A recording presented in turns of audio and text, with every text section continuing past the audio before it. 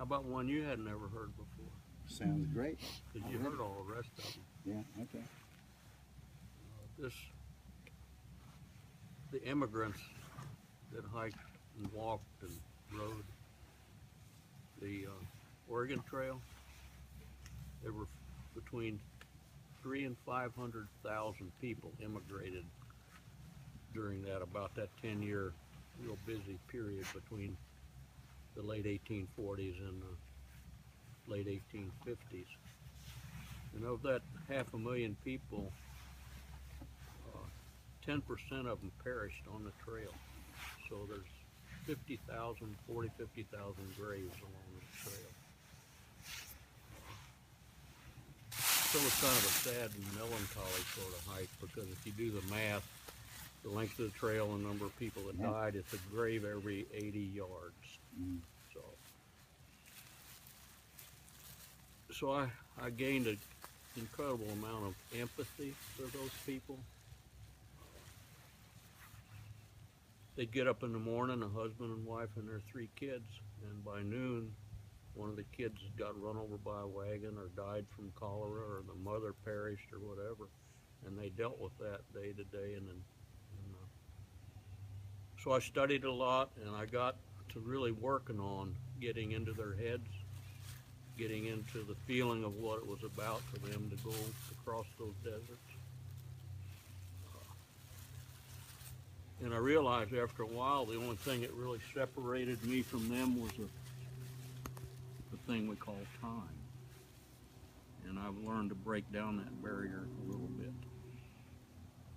So I'm going to give you a little bit of that, the holes in that little wall, that big wall we call time. I've been able to penetrate that to some extent. Any given night like here, when it's really quiet and calm, if you listen real close, you might hear something, a little bit of a whisper. Or you were saying a while ago, you see something out of the corner of your eye and you turn and you look. Mm-hmm. That sort of a thing, but you say, well, no, that doesn't exist.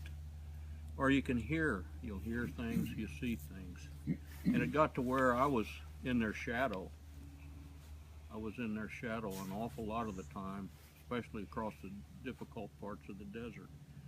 So what I'm working up to here is I want to take you back 170 years.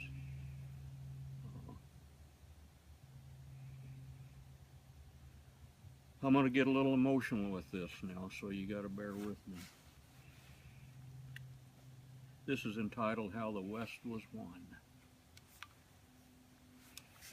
I yearn for the days of the dust-blown haze, when the West was an infant child, when the brave, the few, joined lots and threw their cares to the wind and the wild.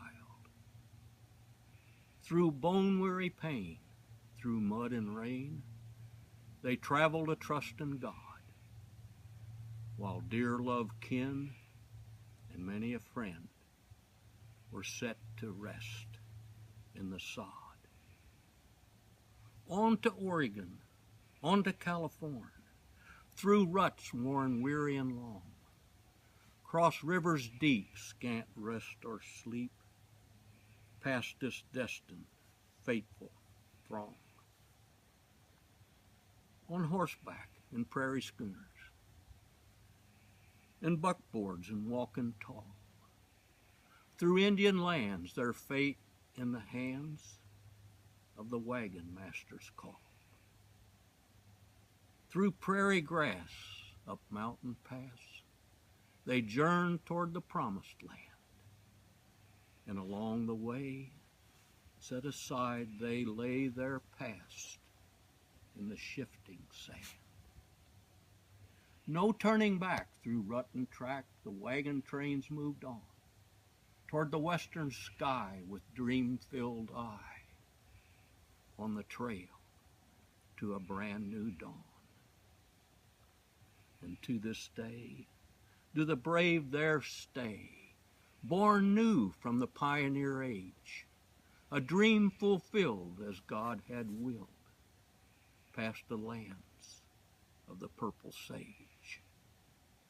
And oh, what I'd give to have journeyed and lived on that trail with those brave and strong. Times wild and free, just a mystery.